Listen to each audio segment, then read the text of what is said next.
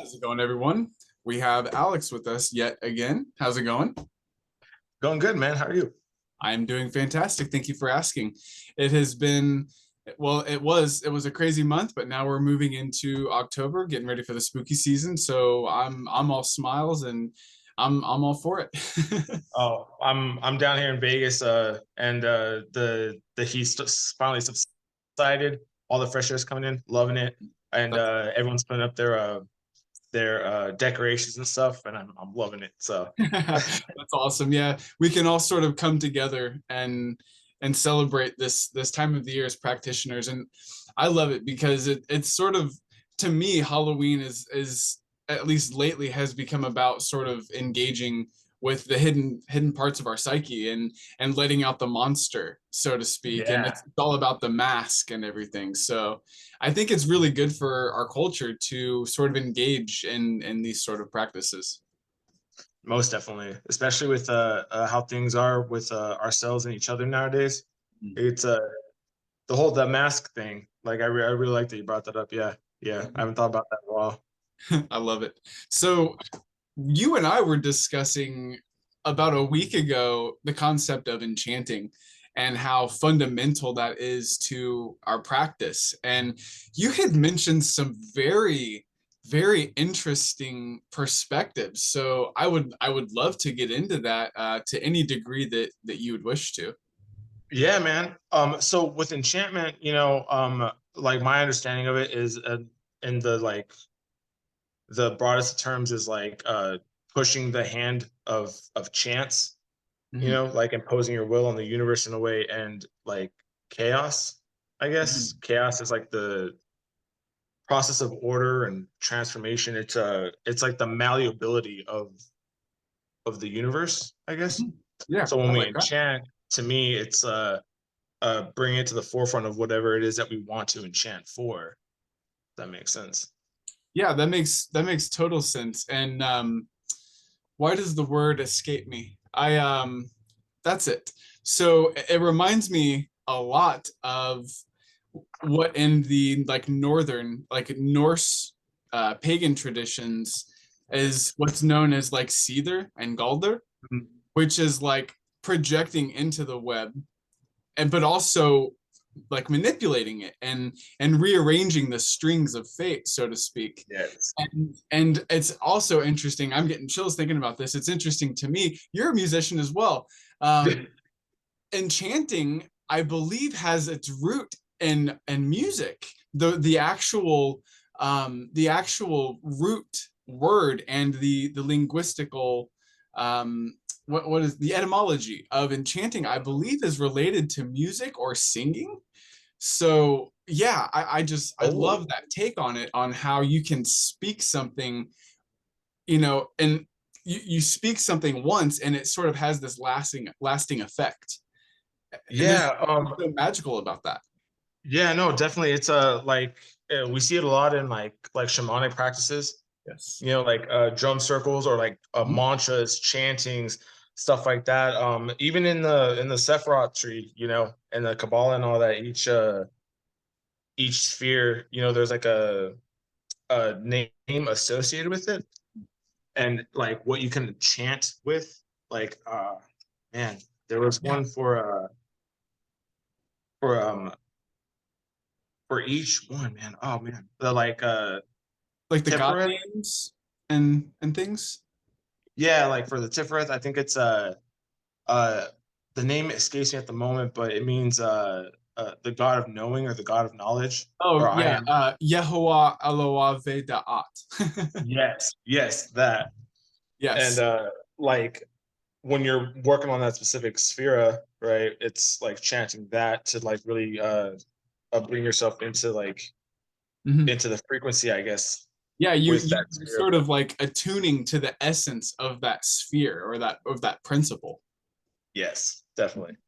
Yeah, I love that. And I love that you bring that up, because in the Western Hermetic tradition, as well as other traditions, we, or they, I suppose, I guess I somewhat consider myself a part of the Western tradition.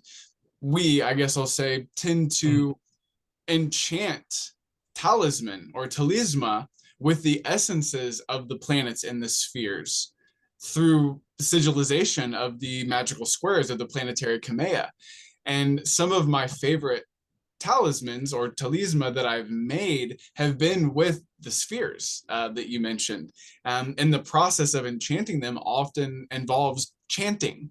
So there's that connection between enchanting and chanting that is, very profound, I think. Oh no, definitely. Like there's one enchantment that I'm working on right now, and I'm working a lot with like Keither, Oh and yeah, yeah, it's uh a it's spelled Heieh. Ahia. It's IM Ahia, I believe. Yeah, um, Ahia or Ahia. Yeah, yeah. yeah, Keter or Kether or Keither yeah, is the very top. Well, it's the top of the manifest part of the tree. And yeah, yeah, that principle of Ahia is I am essentially. and And yeah, represents like the crown, right? The crown yeah, chakra. yep, yep. Keter or Kether means crown. Yeah, yeah. So and that's sort of like it's not the Big Bang per se, but it's sort of the first manifest principle of consciousness in the universe from like a macrocosmic perspective as well. Yes, and what's funny too is I believe that one is also like it's aligned with the archangel of Metatron, Uh-huh. Yeah. right? So Mhm. like angelic forces. Now, when we spoke last, I had like, I guess the best you can say is like an aversion of working with angelic forces on my end.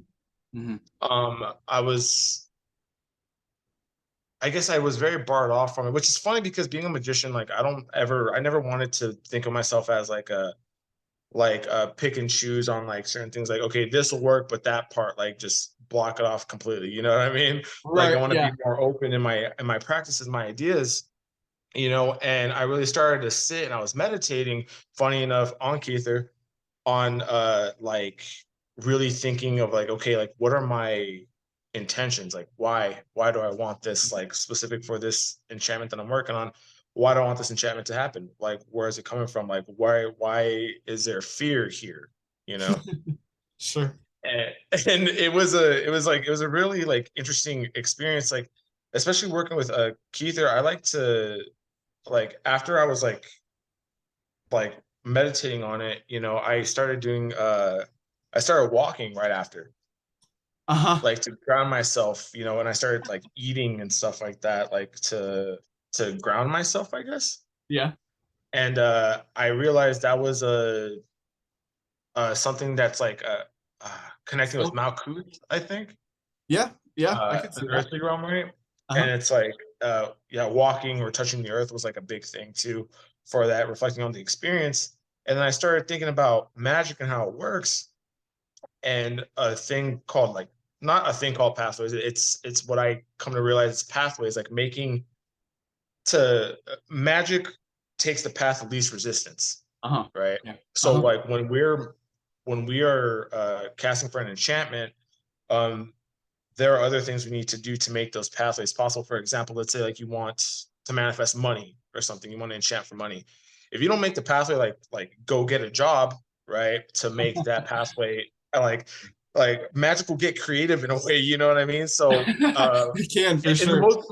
the most extreme, right, is like, okay, like you enchant for magic all of a sudden, and you didn't go get a job, you didn't do anything, you just wanted magic, all of a sudden you wanted the magic to happen for money, then all of a sudden a family member dies and then you get Inheritance. Yeah. an Uh-huh. inheritance, you know what I mean? Yeah. Or Yeah. like or you break your leg and in a act, you know what I'm saying, like Uh-huh. it'll get, the universe will give you what you want, magic, you know what I mean? So a lot of times I also, I think I brought up in our last conversation that I believe like it more in jest, but like the more that I think about it when I said it to like compared to then as of now, it's like okay, there's some truth to that, is I felt like the universe kind of worked on gin rules. That makes Yeah. sense. Yeah. More Like be careful chaotic. what you ask Yeah. for, Hmm. because you don't always want what you think you want. Yeah. And it's not necessarily that, it's more of of the pathways that you make or didn't make. You said it, yeah, the path of least resistance. Nature works by the path of least resistance. And you had also mentioned, I believe, how magic favors the bold. And I Yeah. drew a tie to fortune favors the bold, and how magic is a sort of fortune fixing. Yep. So yeah, it makes total sense that magic would favor the bold. You also raised a couple other good points.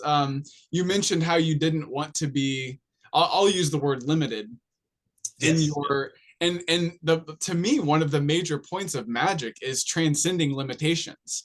So I love that you were willing to go outside of your comfort zone, um, and at least consider like, why don't I want to work with angels, let alone like how can I work with them. It's, to me, that is the epitome of the magician, is transcending those limitations, getting to the edge of your comfort zone and saying, I know this looks like a cliff, but it's a different plane.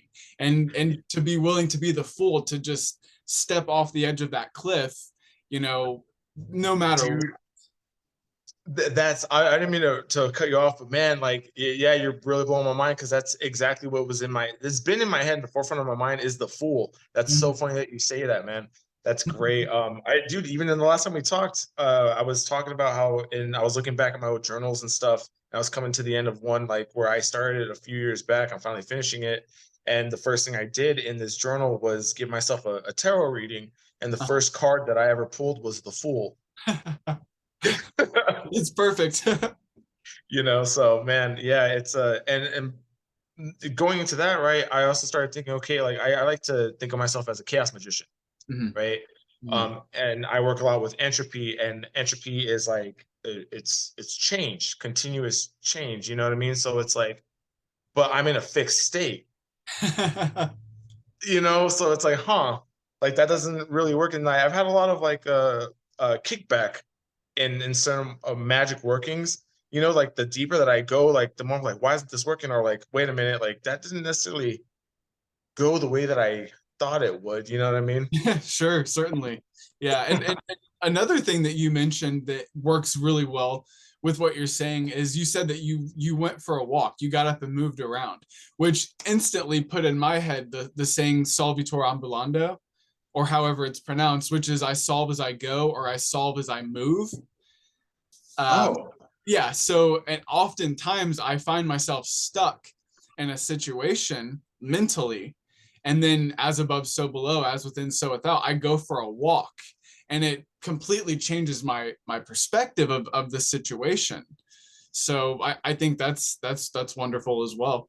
so that right there, man. Like when we move, right? Like we're kind of dissolving, like the way that I see it, right, is like if we're sitting and we're thinking, like we're in a solid state, right? Mm. I have it akin to a solid state, but when you get up and you move, right, you're dissolving the solid state. Does that might not Yes. make sense, but No, that in a that way, makes, yeah. so like they're thinking about entropy, right? And we spoke about like death energies and stuff like that, and how like I was like personally like, and you've even had experience with it too, is working with death energy and entropy. Um, it's we sacrifice that solid state, right, or whatever it is that we're like set in,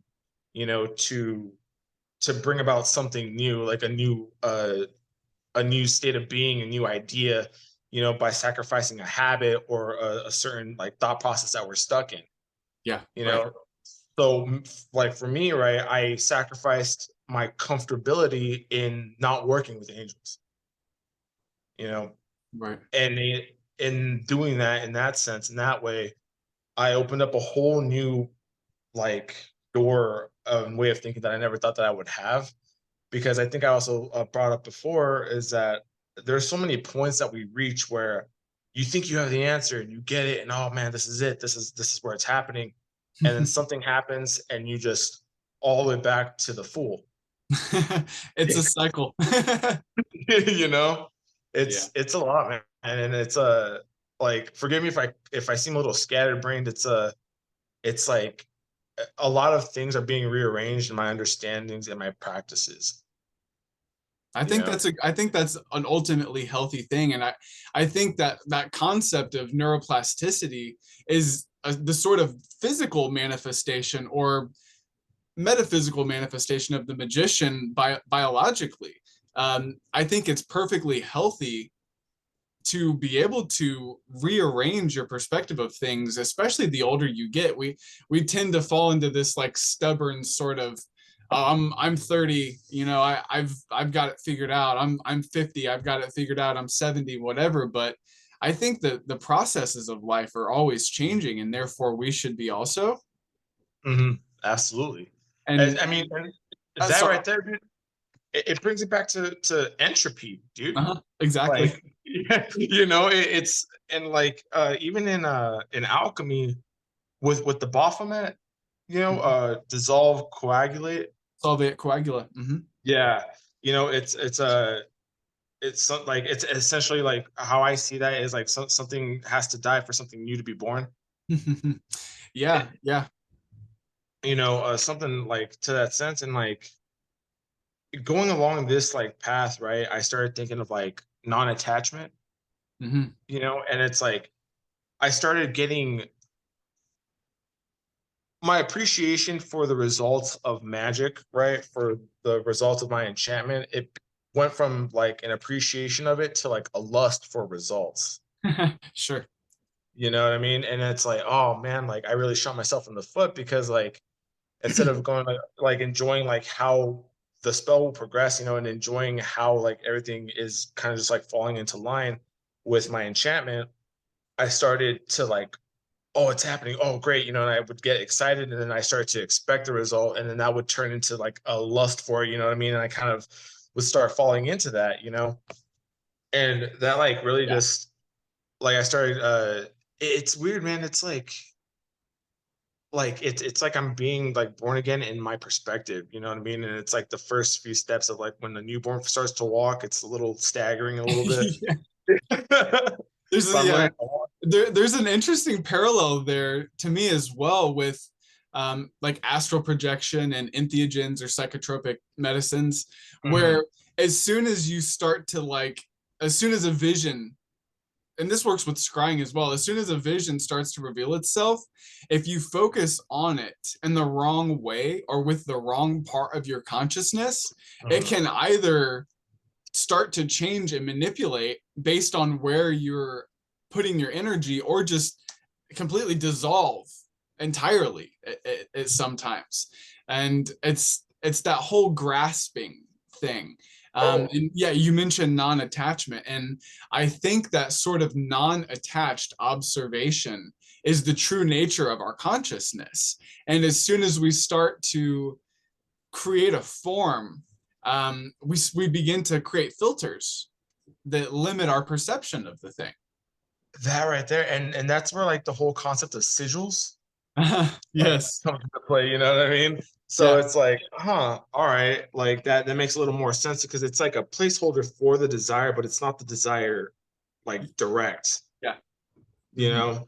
know? So like that's like where I'm at with that. And like before you would ask me like I think you asked me like to know, to dare, to will, to keep silent. Mhm. We brought that up Mhm. and like I wrote down like because I started reading like a few more books in my studies and stuff, and I came to like an interesting like parallel to each one. Like to know, right? It's like the to know is like the target of our intended like enchantment. You know what I mean? Like Uh-huh. that's where the whole like intention comes into play. Because if we want like let's say it's like oh I want a cheeseburger.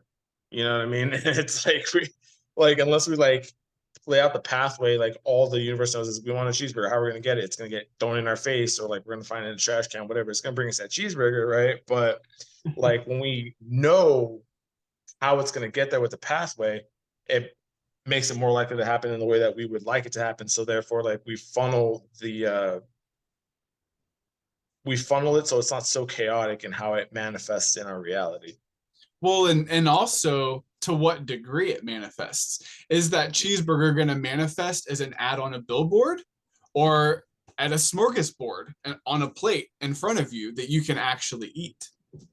Right. You know, and it's like like going into all that, like it's like to keep silent, I think, to bring that back to the point of like, when we focus specifically on like an intention or desire, um, to keep silent is like to silent our I mind. love, Does that yeah, make sense?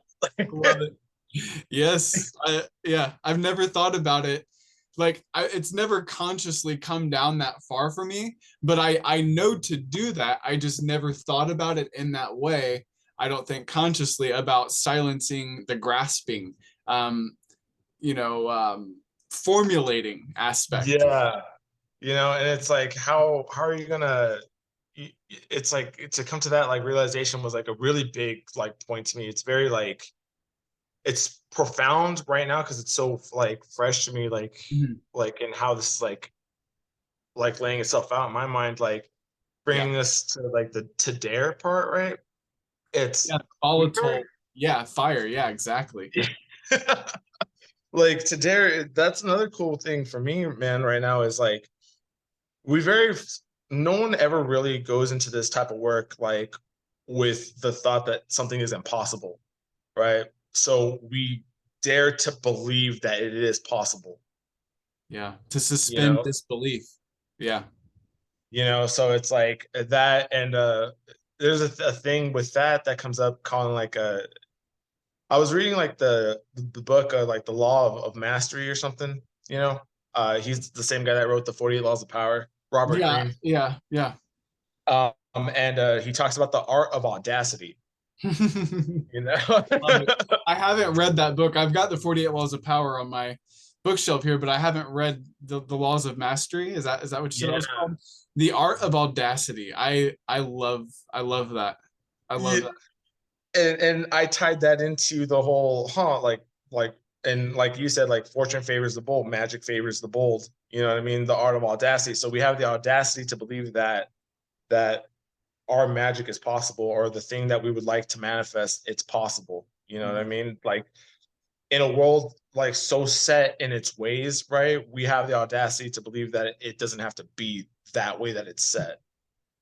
And it seems that science is sort of recatching up with that concept of the malleability and the plasticity of of matter, even to some degree. I mean, like this chair that I'm sitting in is no solid thing, and it is indeed also firewood and a bed at the same time. So that sort of Oh makes it malleable as well. man, I see now. So like so I started getting into like I brought up before, it was the Octavo is a book by Peter Carroll where he breaks things down in like magic in algebraic forms, you Yes. know. It also goes into stuff by like in Liber Chaos and all that stuff. But it inspired an idea in my head that like everything has like a weight to it. Or I don't know if you've ever watched that anime Full Metal Alchemist. Oh yeah. Oh yeah. I've Yeah. seen it more than once. So in that, I mean, you're familiar with the law of equivalent exchange, Very much so. Yes. you know. It's in our world how I think that would translate, right? Just pulling a little bit of like pop magic, a little bit is like whatever you put into something is the same thing that you'll get in return. But also too, like in Northern magic, Scandinavian magics, is like an eye for an eye. Everything has a price. Yeah. Nothing is free. So it's like when you sacrifice certain things, like for example, let's say you want to sacrifice your time for fame or something, or personal relationships for fame. Yeah. Like, how can you make that the feeling that you would get from fame or like being on stage or whatever it is, what have you, what that would equate to like a personal relationship, like being in love, for example. Like that same feeling, being in love with the stage and the limelight and being in love with someone in your personal life. Is that something that you're willing to sacrifice? Will it equate? Will it equal like the energetic mass? Would it equal the same thing? If that makes sense. Like It's one of those things, right, where when you write it out, it makes sense on the page, but then you try and like explain it in like in person, it kind of like it gets a little wonky, but you know. I get it. I definitely I love that metaphor too. And I have noticed from personal experience to a very large degree that there is a correlation of equivalent exchange. And to some degree, I don't mean to sound like an edgelord vampire or anything, but to some degree, I look at a lot of my personal relationships in this manner as like potential, I guess, so to speak. And it's like I every time I go to hang out with one of my friends, it's like it is sort of to some degree like, what am I going to get out of this? Or what could I get out of staying home and reading? So yeah, that whole idea of an eye for an eye is very, very apropos. So if you all right, so that right there, right? Like we're talking about like the darker side of like of certain things like the Sephiroth tree, there's the Cliff-Oth, right? If you're being honest, right? Being absolutely honest, everything is conditional in a way. Like if you really think about it, I mean, you know, like I'm trying to come at this from like a more a realistic view, you know what I mean? Because we live in the dimension that we live in. Energetic exchange is a thing. Everything is an energetic exchange. Anything that you do, you know, and like you said, like me talking to this person or like hanging out with this friends, as opposed to me hanging out at home reading from a book, like what are the give and takes from each situation? You know, it's all energetic exchange. So then like would that equate to the thing that will get you closer to whatever goal it is that you have in mind? You know, you know what I mean? I mean, some people might not like that idea, you know, but there's ways to go about it without being, I guess, a psychopath about it. You know what I Yeah, mean? yeah, exactly. Yeah, I certainly. And yeah, another thing that you it's funny that you bring up alchemy because I recently just got back into studying alchemy again, from like another octave. Alchemy is what got me into magic in the first place. Mhm, And now I'm sort of on like my third study through of alchemy. mhm. And I just got two more books today in the mail, about alchemy. One is just called Spagyrix or Spagyrix, and the other Okay. was Practical Alchemy. So I actually am planning on. I'm doing a series right now, currently creating a series about the caverns of the Cliff-Off, but I'm in the process of like planning a sort of alchemical series. So it's interesting that I haven't even really talked to anyone about that, but it still got brought up, which is All sort of right. like that manifestation principle coming through. And the other thing was you mentioned approaching enchanting from an algebraic perspective, and that was one of the things that made me want to discuss this with you on the channel because I think a lot of people could benefit from this, and I certainly never thought of it that way before. Um, is that something you'd be willing to get into? Oh, yeah, absolutely. Um, so going off of that, right? I have this. I'm working on an enchantment, more like this is my laid out plan for it, and putting it into practice is something I wanted to go into the cliff off a little more before I Mhm. fully like put it like 100% into play. Is there's a thing called the Octavo, which I just brought up by Peter Carroll, and he states, you know, there are 8 spells specifically that work off of our understanding of the universe, and he has a lot of really cool like ideas on like ca- oh, what's it called? It's like chaos magic theory, Mhm. where it's his take on how things work on a like from like a physicist standpoint, right? So there are certain spells and there's a thing called the spell of binding, right?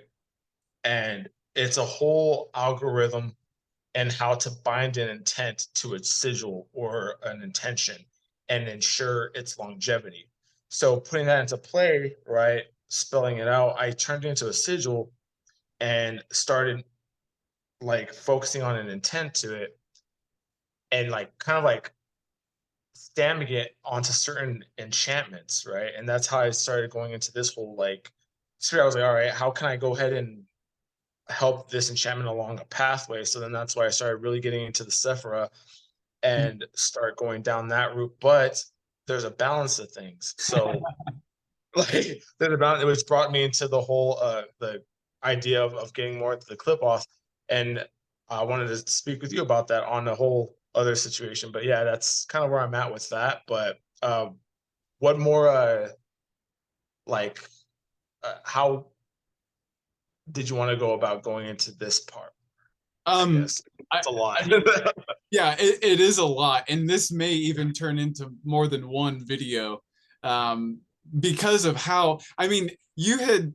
Let's see if I can pull up the message just to a very um,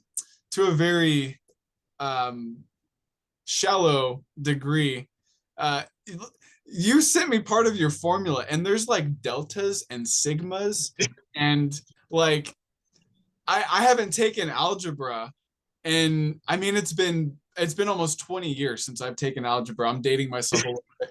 But I mean, I as soon as I started looking at this formula, and but there's a pre-formula too. So I hope you don't mind if I share, but it was Yeah, like, no, by all means, please. so there's like setting the stage. And then there's like the objective and the tools. And then there's defining the intent, and it's clear vision and how to focus, and then designing the sigil, the algorithmic integrations, the chaos mathematics, channeling the energy, harnessing the ethereal or etheric energy, the iterative feedback. I mean, and it just, I mean, Oh man. I'm literally only like halfway through like the pre-form of the theory.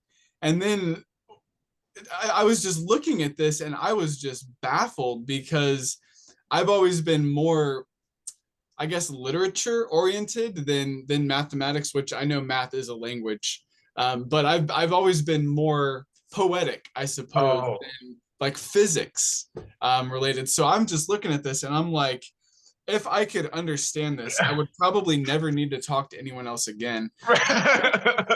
I would just Yeah, be in no, my room all day because, like, looking around my room, I have inscriptions and incantations enchanted into like my thresholds and doorways have inscriptions that I've enchanted around them. So I'm very familiar with enchanting, but I loved how different this approach was.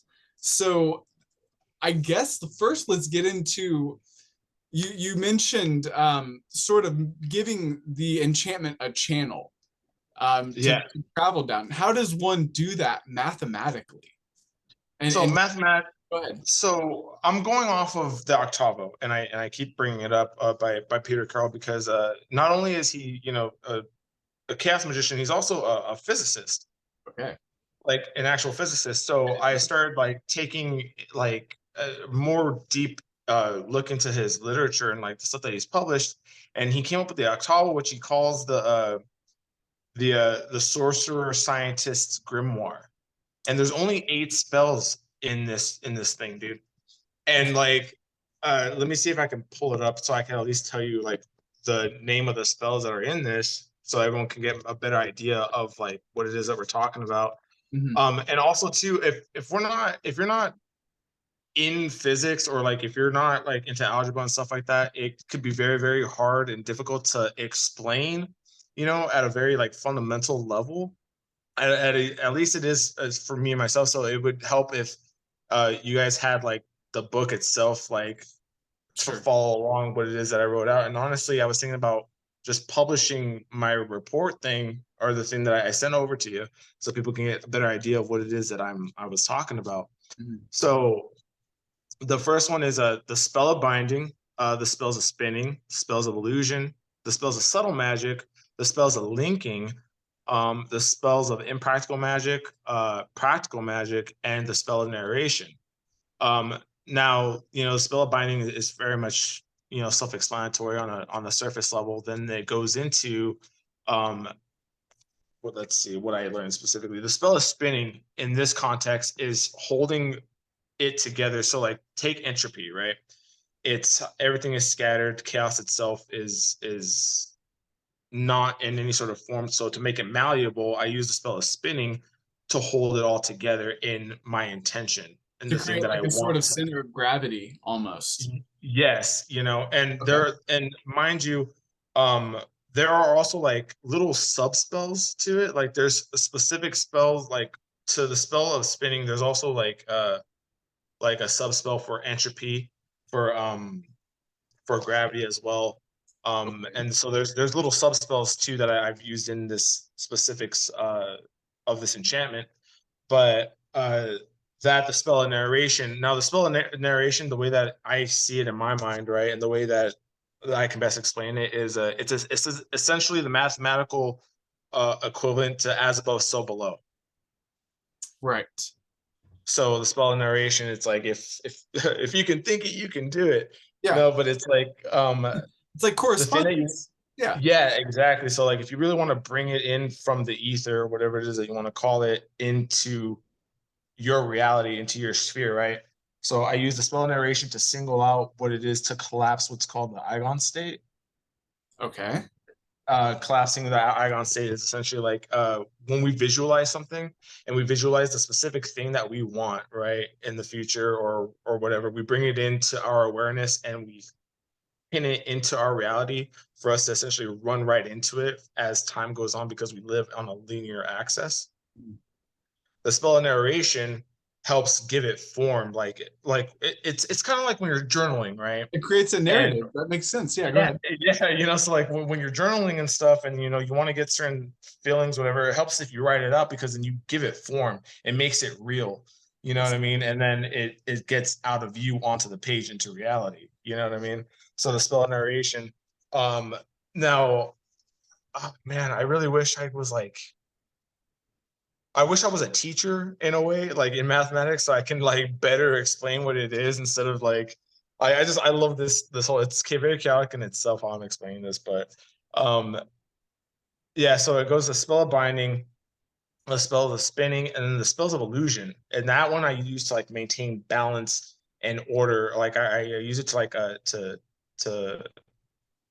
to bring it into harnessing chaos, right? And like to maintain the embrace the unpredictability using this thing called the spells of subtle magic Mhm. algorithms. It's like it helps to enhance the enchantments, I guess, adaptability for the long-term enchantment maintenance, I guess, is the best way I can explain it. Yeah, like endurance um, essentially. Yeah. yes, and then so in a particular enchantment that I sent to you is like I plan on revisiting the enchantment, right? And when I do that, I revisit I revisit the sigil, whatever it is that I made. So I visit the sigil or the Sephiroth tree periodically using the spell linking algorithm to ensure the enchantment's continuous influence. Like Yeah. to keep it's like it's kind of like the engine Yeah. to for like adaptive approach. And I use it to like refine the enchantment based on cultural shifts, specifically on this enchantment that I'm trying to make happen. Yes. And then yeah, and it's very it goes into the spell of practical magic for like to adapt evolving societal dynamics, um, and engaging with the physical realm. With the engaging with the physical, once I set all that into place, right? How I set the channels in my physical realm, the things that I do personally to try and make the channels more easy flowing, I guess, to carve out a way for the river to flow, the Yeah, to river make being it, magic. yeah, more direct. Like you're trailblazing like the Yeah. spell preemptively, essentially. Yes. So, and have you ever heard of retrocausal quantum theory? Dude, yeah. You gotta love synchronicity, man. Yes. I was just speaking with another associate of mine maybe 3 days ago about retrocausation. dude. And Yeah. and funny enough, like I know I keep bringing him up a lot, Peter Carroll, whatever, but he wrote a book, Liber Chaos, Mhm. where he talks about specifically like chaos mathematics. And he talks about retrocausality, where you can essentially like, or he calls it retro enchantment, Uh-huh. where you Yeah. can like think back to like you can like change your memories to influence your present and now whatever. So I was thinking about retrocausality and the idea for the enchantment that I'm working through now.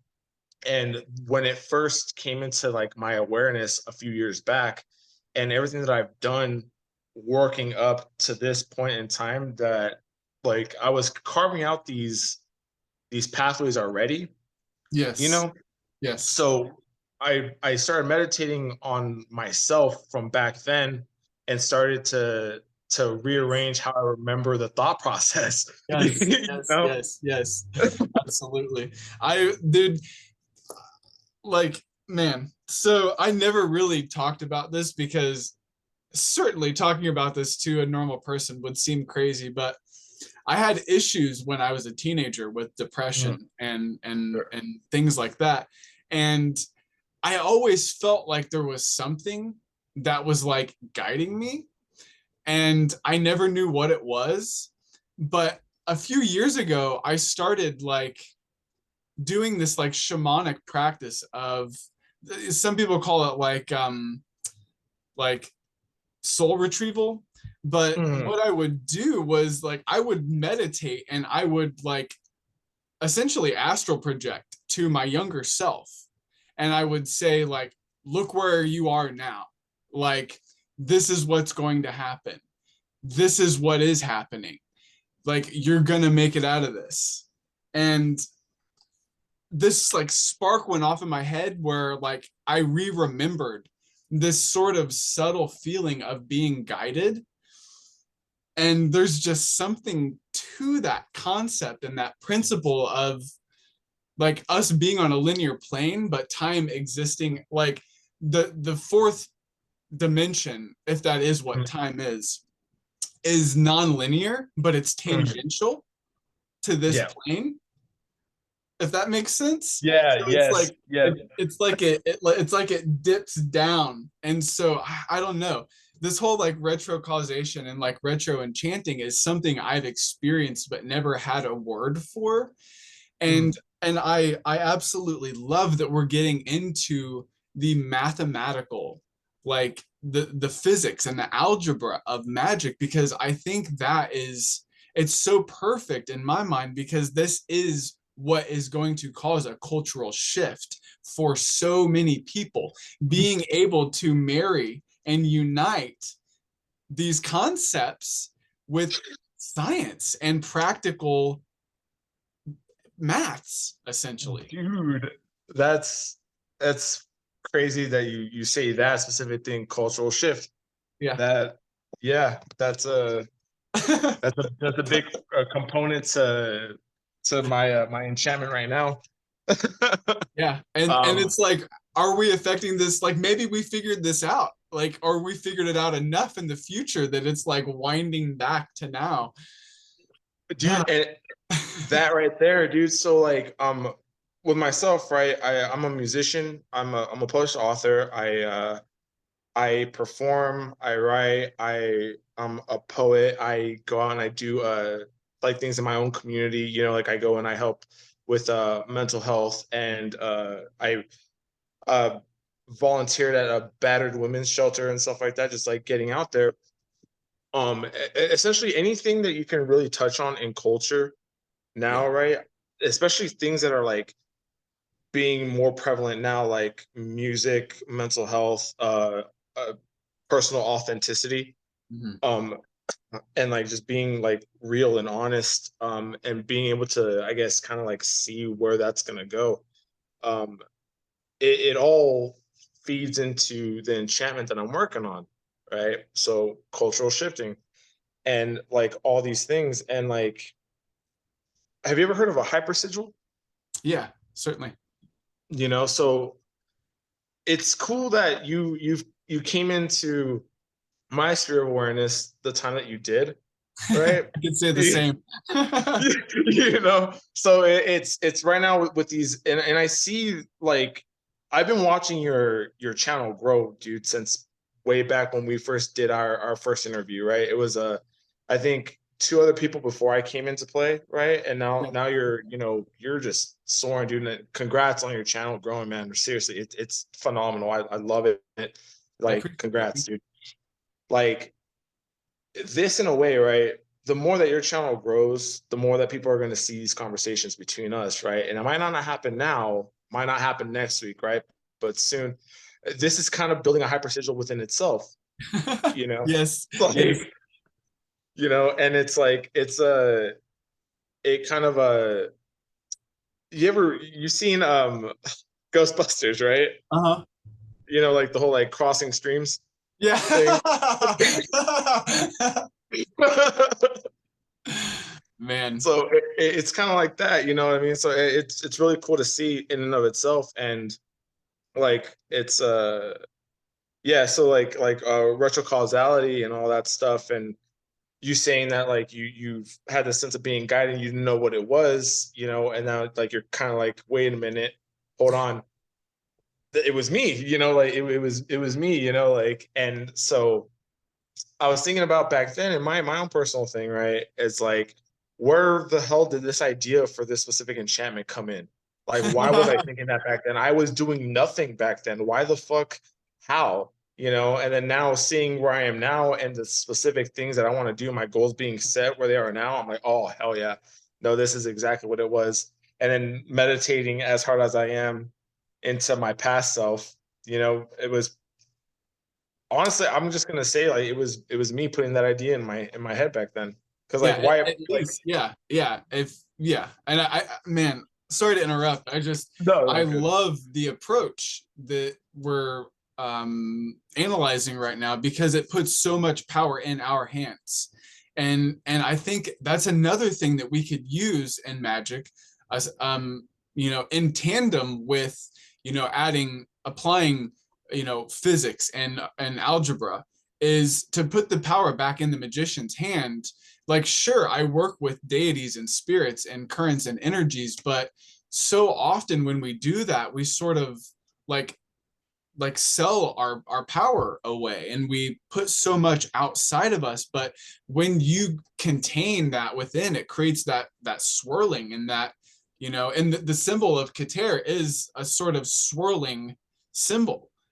It's been likened to, I don't remember the original name of the swastika before it was corrupted, but that's what that Oh, symbol represents, is the yeah. Rashid Hagil Galim, I believe, is like that whirling What, it had motion. dots too, didn't it? Like, Yeah, exactly. Yeah, it had dots yeah. as well.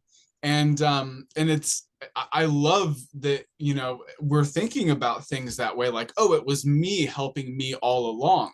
And even from a non-egocentric perspective, like, I had a really, really intense mushroom trip one time, and I realized that all of this was me having a conversation with myself about myself.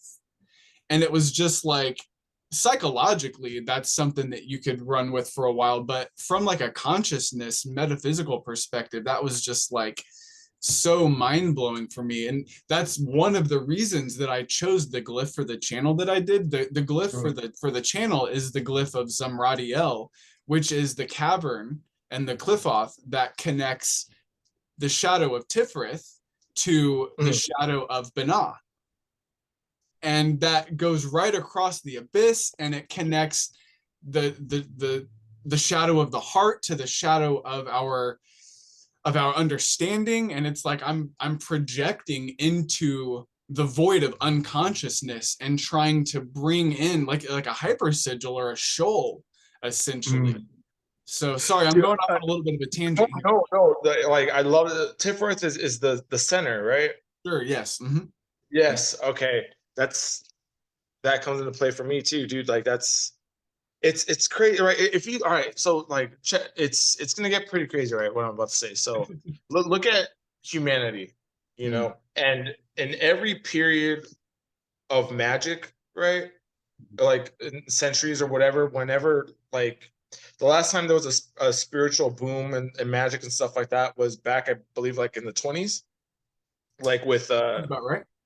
if you think about it, right, think about like the 20s or whatever, and what happened around then. There was also what's it called, there was also the Spanish flu was a thing Hmm. Hmm.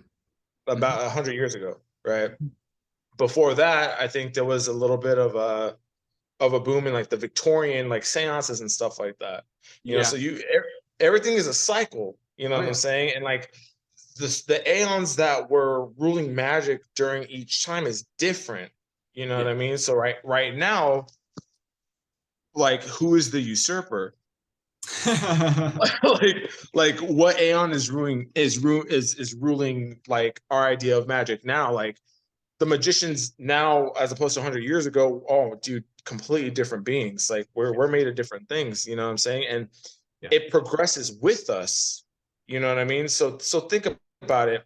Think about you from back then when you were going through what you were going through, Mhm. and the growth that you went to, right? And the aeon that you are now, and how you've Yeah. influenced yourself back then. Why wouldn't that work on on humanity as a I whole? don't know. I don't know. To me, it seems like it does.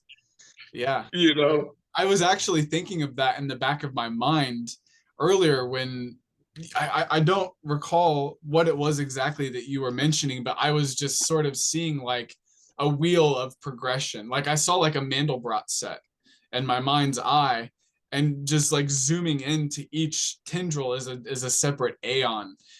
Because I have noticed like we go through like ages of like enlightenment and then there's like ages of war and there's obviously more to it than that, but yeah, there's just been this cycle.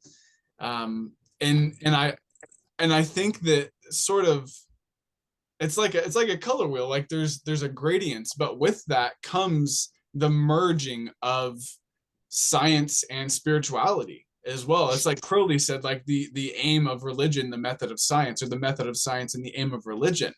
I think that is such a wonderful way to approach it. And yeah. And with that right there, man, the last time we talked, I said that when people get scared, they get superstitious. Uh-huh. You know what I mean? People Yeah. want something to believe in. You know what I'm saying? But Mm. now we're in an age where it's like we want something to believe in, but we're not so there to the point of it's like there's a thunder god in the sky, like holy shit, you know what I mean? But Uh-huh. I mean, thunder gods do exist. I mean, don't like it depending on like on your I guess your paradigm, but it's like we're on a very interesting precipice of magical consciousness, Mhm. right? There's a leap that's going to happen, I believe, that is going to marry a lot of science and like magical modes of thinking. Like you remember in Thor, the first one? I don't know if you've seen it. Yeah, he was saying how magic is just science that we don't understand. That yes, yes, and that always comes to mind all the time. Yes. Like all like a couple times a week, dude, at least for me. I'm like, damn, like it's so simple. And science now is catching up. I mean, I don't know if you've seen anything in like with quantum I physics was and all literally going to bring quantum physics up next. Yeah, exactly. that. Exactly. It's all catching up. It's starting to they're starting to work in tandem, Mhm. and I'm excited for that future. I am Whatever too, that is. especially when more people learn how to astral project and apply that to the quantum plane. Like actually analyzing quarks and muons from an Oh, astral etheric perspective. Because to me, like each one of those it's the Mandelbrot set, it's fractal, as above, so below. Each one of those are different vibrations of the universe from a different perspective. mhm. And Like perhaps I'm wrong in that assessment and that assumption, but I don't see how it could be much of any other way.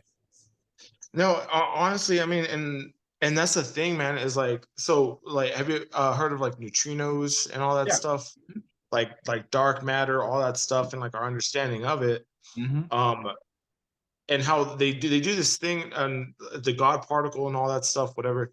Yeah. do this thing where there are particles and things in our universe that like pop in and out of existence. Yeah. Yeah. I think it's called the Higgs boson particle or something. Yeah, yes, yes. Yeah. Which And it's like, there are I have heard that there are studies that are sort of, I don't remember who it was. Somebody was talking about how dark matter might not be a thing. And it's like, it might not be what we thought it was. But oh I yeah. do think that it is a thing. And perhaps it's not matter, but there is certainly something that is where everything isn't. I don't, Yeah. off the top of my head, I can't think of a more eloquent way to describe it. But yeah, No, like, definitely. yeah. But dude, there are things in our universe that baffle even us because they work outside of our understanding of the mechanics of physics of the universe and how everything works. You know what I mean? It's like, wait, how the fuck? Wait, we knew this was the way of being. We knew this is how it worked, but were there things that don't work in the way that we knew it worked yesterday? Mm-hmm. You know? So it's like, all right, so where do we go from here?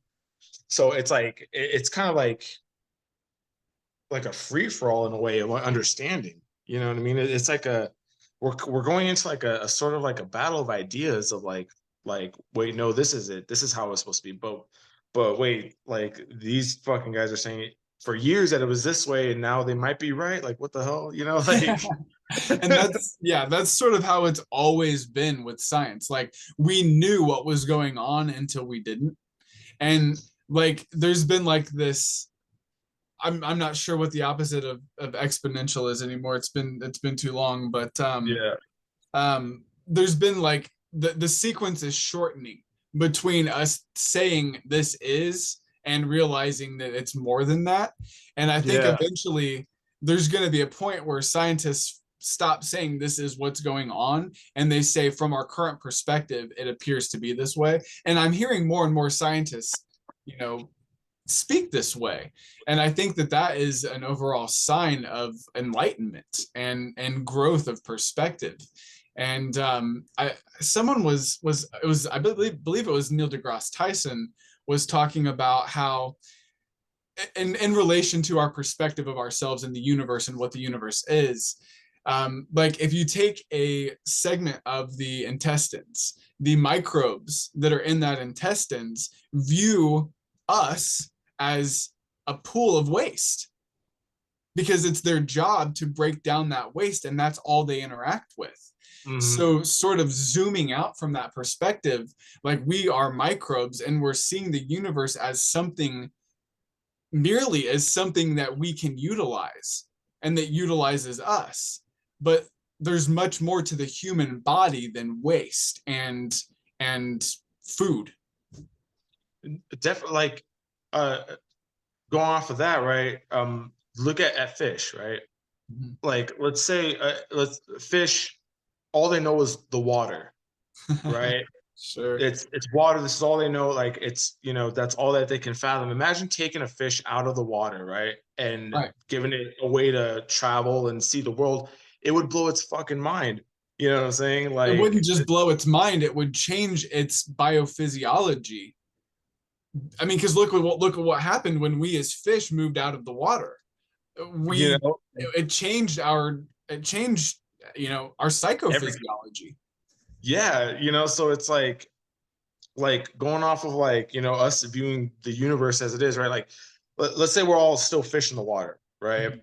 A Mhm. fish, there's a lot of fish, like for example, like there's these like crabs or whatever that they'll like snap their claw in a certain way where it's like a Shockwave. bullet. Yeah.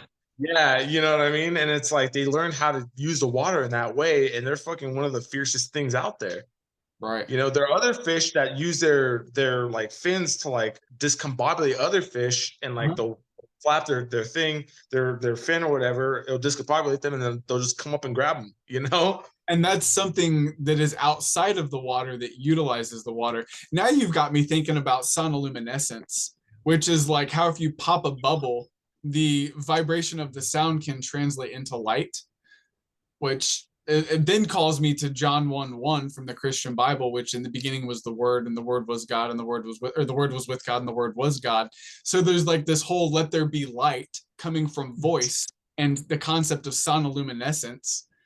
Like, Dude, um, there's a cymatics, oh, so where it's cymatics. It's where you vibrate things at a frequency, and it creates the yeah, oscillation creates patterns.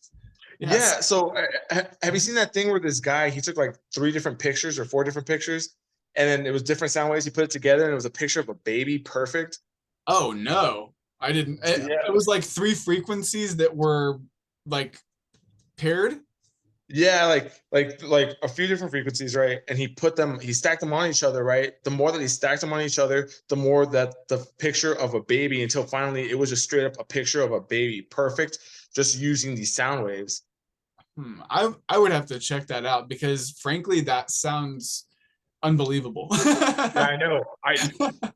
I'll send it to you, man. I'll send it to you. It's I pretty would cool. love that, and if we can find that, I'll even post it in the description, so Oh, that man. people can see that as well. And I also love that you mentioned.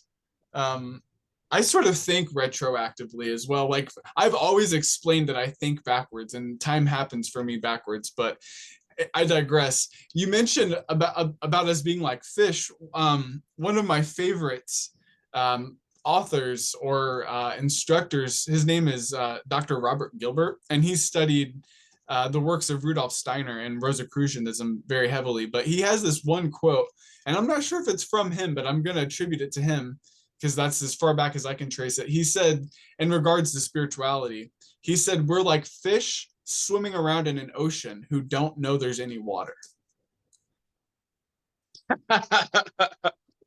That's good. That's good. Yeah, no, I can wholeheartedly like get on that boat, dude. Holy shit. Yeah, you're right. That's good. That's good. Damn, man. So and there's this guy too, Matsuro Himoto. I believe that's his name, where he wrote a book called The Hidden Language of Water, I believe, where That sounds he's the very guy that familiar. yeah, he's the guy that put like words to specific words to water, like words like joy, happiness, love, and he froze them and he analyzed the crystals, Right. right? The words that were associated with positive words, right, and the frequency of those words came up with beautiful like crystal patterns. Then he did the same method but with like words like ugly, hate, like whatever, and he analyzed the crystals and they were malformed and Yeah. just gross, Irregular. you know. Yeah. Yeah, so it's like very much his whole process with that was that our words like affect our reality. Yeah. um Absolutely. Even going into Robert Anton Wilson, Yeah. um his though he was like a guerrilla psychologist, I think he liked to call himself. Yeah, that sounds about right. Yeah. He goes on to talk about like how we like how our words, everything, they affect our reality, pretty much, Mhm. just bottom line. Yeah.